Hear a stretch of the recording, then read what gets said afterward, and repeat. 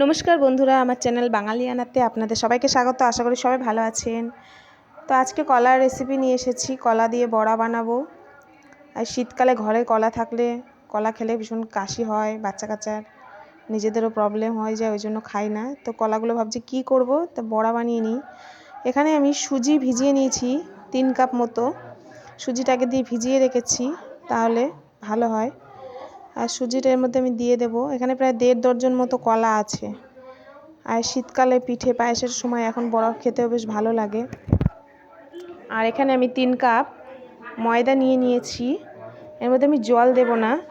এই কলাগুলো আমি ভালো করে টিপে টিপে ভালো করে মাইখা নেব, ভালো করে ম্যাশ করে নিতে হবে। আর এখানে আমার একটা ভুল হয়ে গেছে, কলার মধ্যে অনেক দানা ছিল, দানাগুলো আগে বুঝতে পারিনি।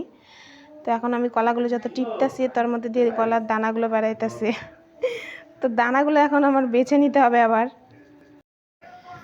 তো এই ভালো করে দানাগুলো আমার একটা একটা করে বেছে নিতে হচ্ছে, নাহলে খাওয়ার সময় মুখে বাঁধবে আর বাড়িতে আমার তাহলে বদনাম হয়ে যাবে।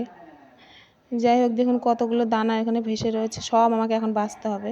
তো আপনারা এই ভুলটা করবেন না। যদি কাঁঠালি কলা নিয়ে থাকেন তাহলে আগে ভালো করে দানা থাকলে দেখে নেবেন, নাহলে অন্য কলা দিয়েও করতে পারেন।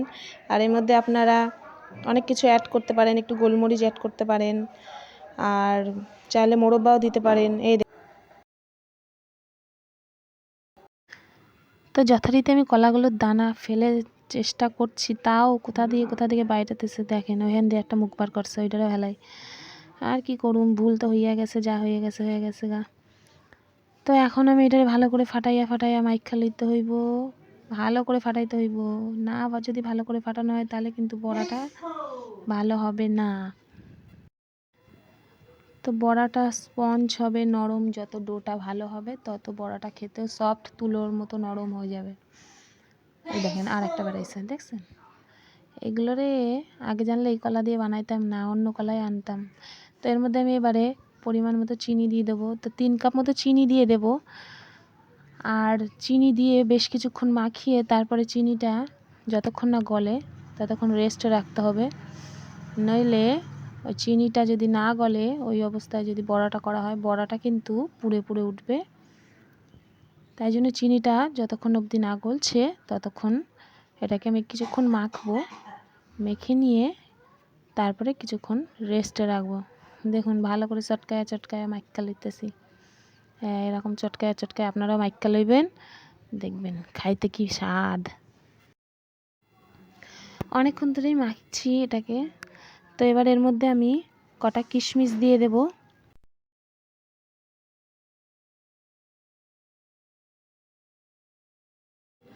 এটা আবার কিছুক্ষণ চটকায় নিতেছি।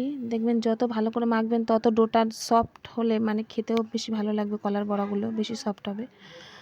তো এর মধ্যে আমি এবার একটু স্বাদ অনুযায়ী লবণ দিয়ে দেব, দিয়ে আর এবারে এলাচ রেখেছি, এলাচটাও ফাটিয়ে দেব। একটু ফ্লেভারটা ভালো উঠবে, তাই জন্য ভালো লাগবে গন্ধটা। তো ফ্লেভার, ওই দেখেন একটা মুখ বার করতেছে ওখান থেকে কলার দানা। ওটার আর ফেলাম না, থাক, আমার আর ভালো লাগতেছে না, অনেকক্ষণ ধরে ফেলাতেছি। যাই হোক, এটা এরকমভাবে সফট হয়ে গেছে, দেখতেই পাচ্ছেন ডোটা কেমন সফট নরম হয়েছে। এরকমই আপনারা এরকম ডোটা বানিয়ে নেবেন, নিয়ে কিছুক্ষণের জন্য রেস্টে রেখে দেব। পরে আমার এখানে কড়াই গরম হয়ে গেছে, আমি আধা ঘন্টা মতো ডোটা রেস্টে রেখেছিলাম। এবার কড়াই তেলটা গরম হয়ে গেছে, গ্যাসটা লো ফ্লেমে রেখেই আমি ভাজবো। তো আমার তেলটা একটু বেশি গরম হয়ে গেছে, আপনারা একটু তেলটা গরম করে তারপরে গ্যাসটা কমিয়ে নেবেন, তাহলে ভালো হবে। নাহলে নিচ থেকে লেগে গেলে আর ভিতরে কাঁচা থেকে যাবে। তো এইভাবে আমি সব বড়াগুলোকে ভেজে নেব। আর আপনারা বাড়িতে অবশ্যই ট্রাই করবেন, এটা খেতে খুবই অসাধারণ। আর শীতকালের দিনে এখন বড়া পিঠেরই সময়, তো ভালোই লাগবে খেতে, আপনারাও। আমি আর কটা বেশি সাইড দিয়ে দিয়ে দেব, কারণ এখন রাত্রি 11টা বাজে আর আমি এখন কলার বড়া করতে বসেছি।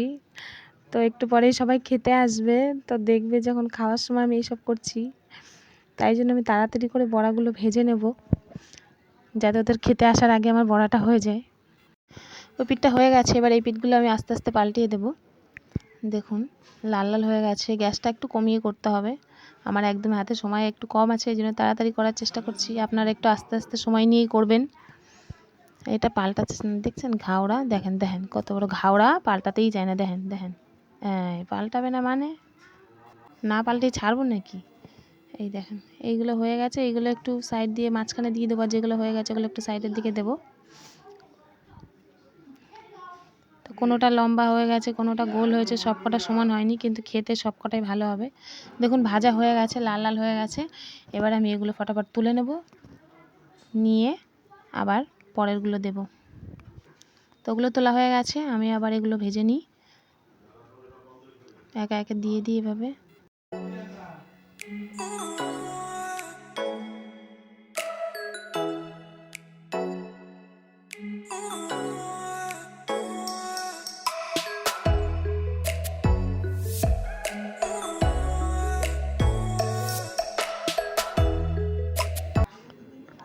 তো এগুলো দিয়ে আমি ফটাফট ভেজে তুলে নেব। দেখুন এরকমভাবে হয়ে গেছে আমার বড়াগুলো। এবার তুলে নেব, নিয়ে আপনারা এবার এটাকে, বড়া সবসময় বড়া পিঠে এগুলো ঠান্ডায় ভালো লাগে, তো একটু ঠান্ডা করেই খাবেন। তো আমার বড়া রেডি, দেখুন কত সুন্দর দেখতে লাগছে, আর খেতেও খুব অসাধারণ। আর আমার এই রেসিপিটা যদি ভালো লাগে, লাইক শেয়ার কমেন্ট অবশ্যই করবেন। আর আপনারা সবাই ভালো থাকবেন, সুস্থ থাকবেন, আর বাড়িতে অবশ্যই ট্রাই করবেন। দেখুন আমার ছেলে একটা, ও খাওয়ার জন্য পাগল হয়ে গেছে, ও আজকে ট্রাই করবে ফার্স্ট। কেমন হয়েছে বাবু বল একটু খেয়ে। ও যদিও মিষ্টি অতটা পছন্দ করে না, তবুও খাচ্ছে। এই দেখুন কতটা সফট হয়েছে, কতটা নরম হয়েছে। হুম হুম ওরে বাবারে, আমার ছেলে বলে দিয়েছে সুপার হয়েছে, ব্যাস আর কিছু লাগবে না, সুপার সুপার।